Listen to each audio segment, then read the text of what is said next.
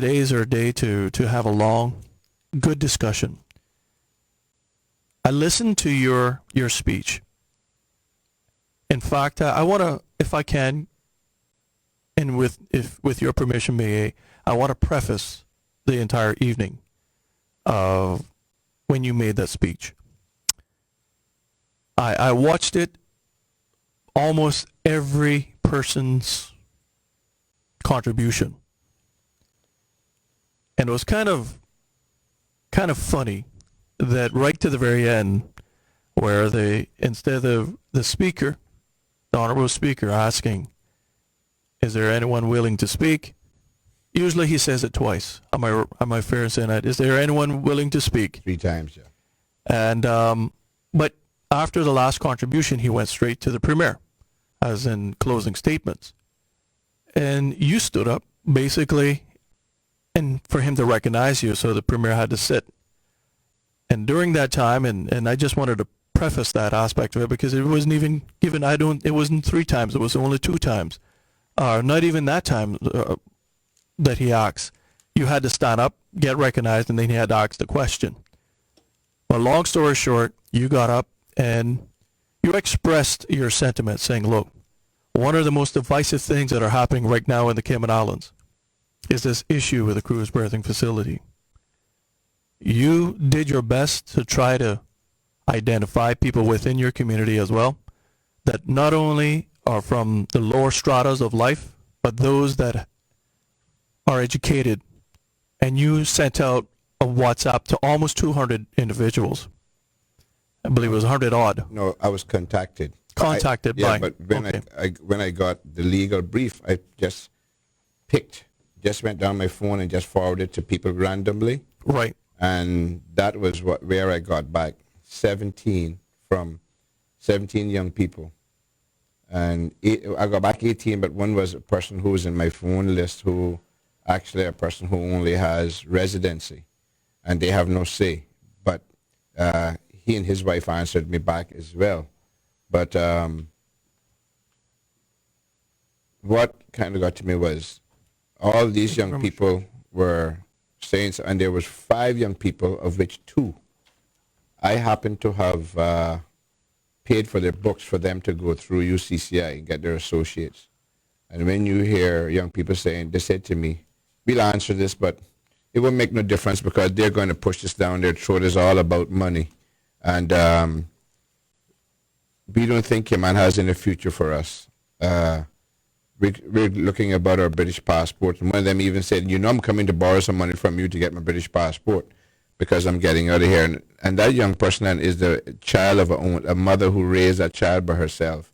And I'm thinking that when he goes overseas and goes to England, how she's going to worry about her only child, you could see her, it's sad to say this, but her retirement plan. Who's going to look out for her when she gets older? And here's her child having to leave a country that everybody else is coming here that don't want to leave.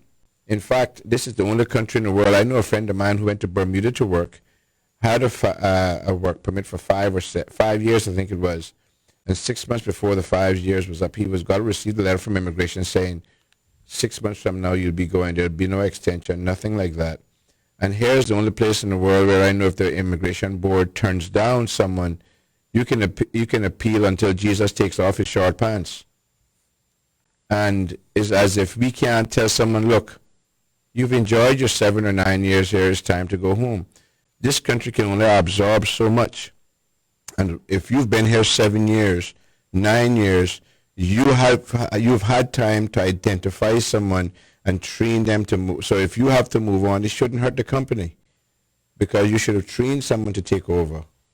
And but that's what kind of touched me because I know the feeling I have to go look for my granddaughter. I have to leave the country because my son, he wasn't forced to leave. Don't make anybody make you believe that. He made the choice.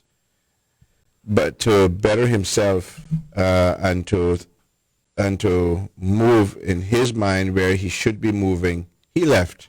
And now the most precious thing I've ever seen is a grandchild. And you have to jump on a plane and fly to go look for your grandchild. And I'm thinking, these 5 young Caymanians, and there happen to be all bright Caymanians, That's more brain trust that we've got leaving the country.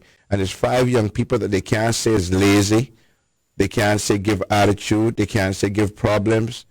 And it kind of got to me, and I wish it hadn't, but it is what it is.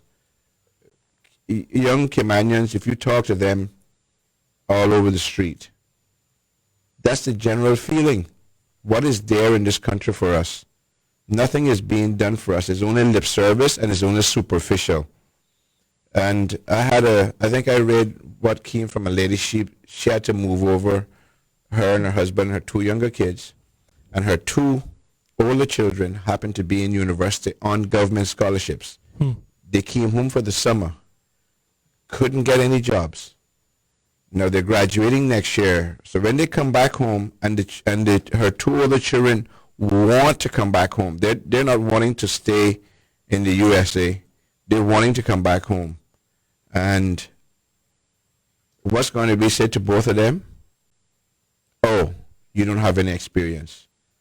Why, if you're on a government scholarship, like when we were growing up, you came home for the summer, Christmas, you got spring break, you got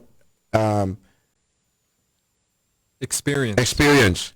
It's like a young man the other day asked me to put him in contact with someone at the computer services because he had to do something to complete his bachelor's or his associates.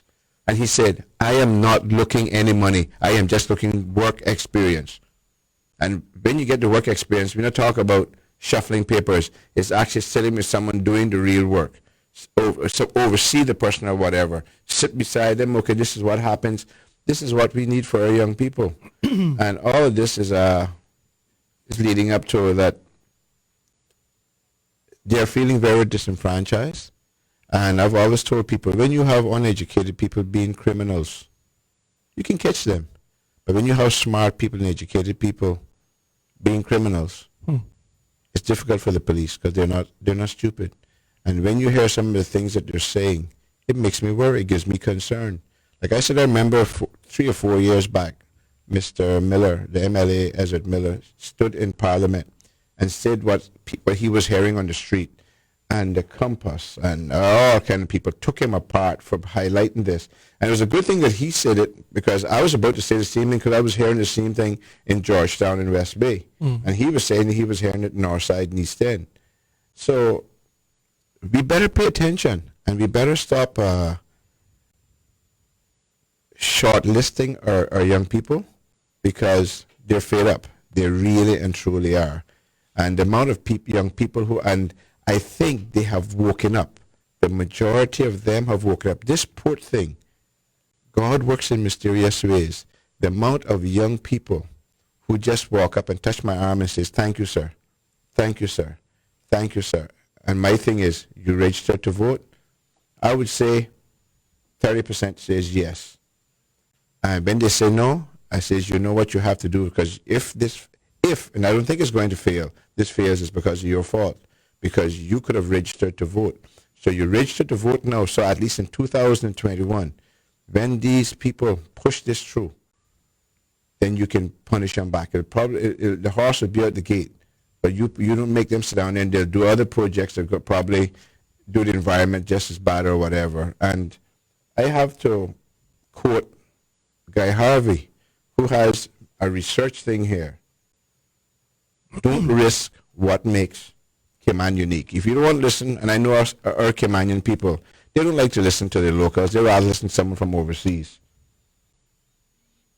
And this is the same thing that I said.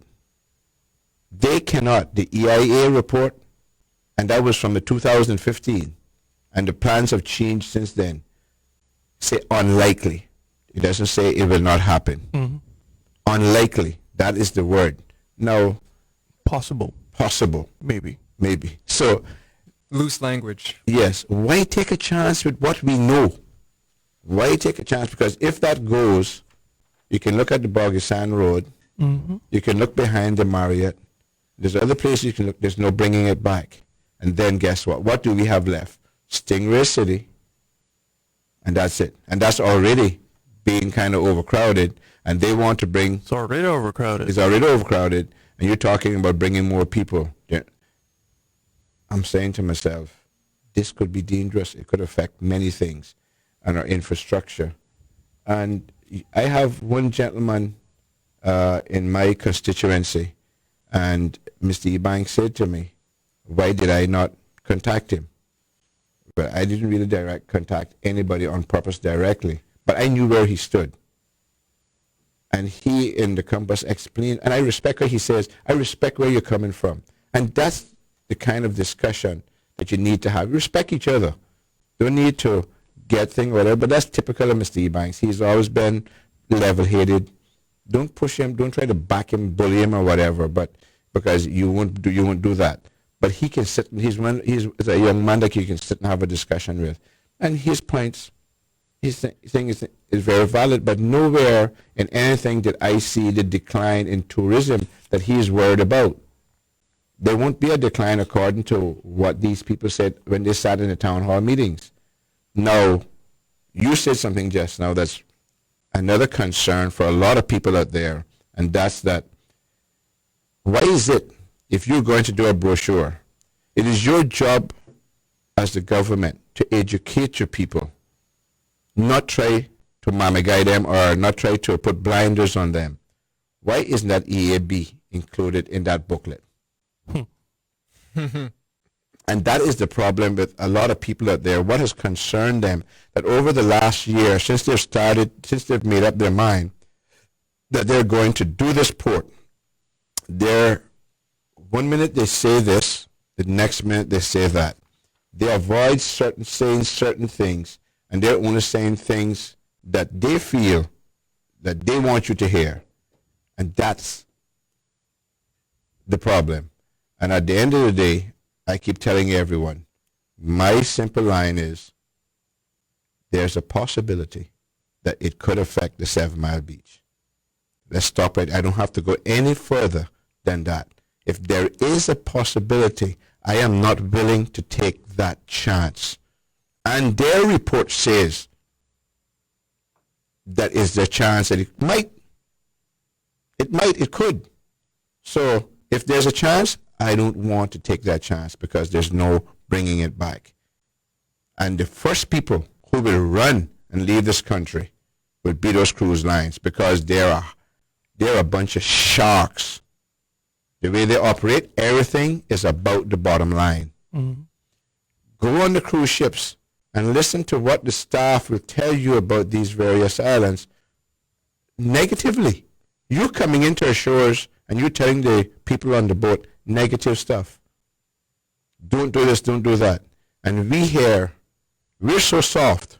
We allow everyone to do us what they want to do us. That we even allow them to bring bicycles off the boat to ride up and down. No, shouldn't be allowed to do that.